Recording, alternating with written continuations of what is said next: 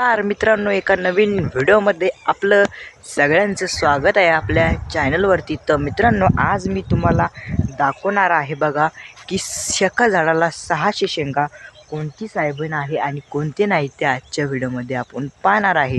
तर व्हिडिओ संपूर्ण बघावा लागेल की तर समजेल की आपली कोणती साहेबीण आहे बघा की तिला डायरेक्ट 600 शेंगा आलेल्या आहे बघा. ते आज मी तुम्हाला दाखवतो. आणि व्हिडिओ जर आवडला तर व्हिडिओला लाईक करायला विसरू नका आणि चॅनलला सबस्क्राईब करायला विसरू नका. तर मित्रांनो, ते आहे बघा आपली, ते आहे बघा की तो म्हणजे आपली साहेबीण कोणती आहे ते आपण दाखवतो. तर चला मग आपण जाऊ आता बघण्यासाठी. तर तुम्ही म्हणशाल मित्रांनो की 600 शेंगा कशा असतील की कोणत्या पद्धतीनं असेल ते तुम्ही आम्हाला दाखवा. तर मित्रांनो, आता मी साहेबींच्या शेतामध्ये आलो आहे बघा. तर मागं दिसत असं आपली मागं कांडी गवतापाची साहेबीण आहे बघा. तर तिला 600 शेंगा आली आहे की ते आपण आता बघणार आहोत. तर मित्रांनो, 600 शेंगा कोणत्या साहेबींला येतात ते आपण बघू आणि व्हिडिओला लाईक करायला विसरू नका. तर मित्रांनो, आपण आता साहेबीण बघण्यासाठी तर चला मग जाऊ आपल्या शेतामध्ये साहेबीण बघायला. तर मित्रांनो, तिला शेंगा आलेला आहे बघा. तुम्ही म्हणशाल बाबा 600 शेंगा आल्यास कशा कोणत्या पद्धतीने आल्या त्या आज मी तुम्हाला दाखवतो. तर व्हिडिओ संपूर्ण वाच करावायला. तर चला मग आपण बघू 600 शेंगा झाल्या. तर आता आपण आपले शेत चाललेलं आहे बघा, बघू शकता तुम्ही.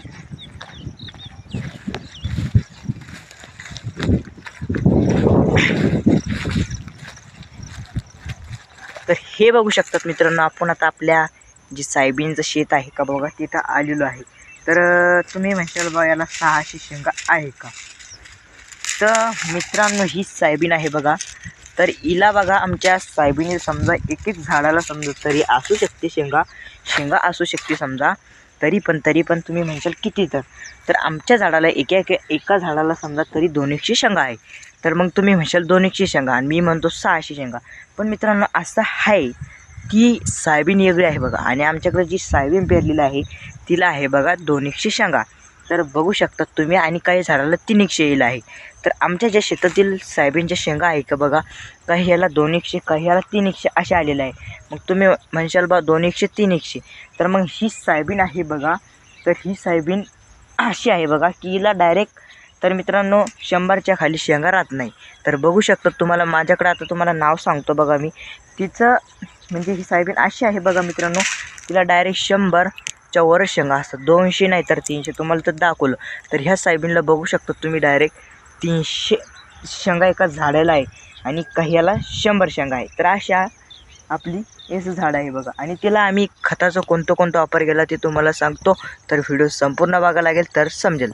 साठी मित्रांनो, आम्ही खत वापरलं बघा युरिया, आणि फक्त युरिया वापरला. आता काहून की म्हणजे थोडाफार वापरला आणि थोडी भारी दाणेदार वापरलं होतं.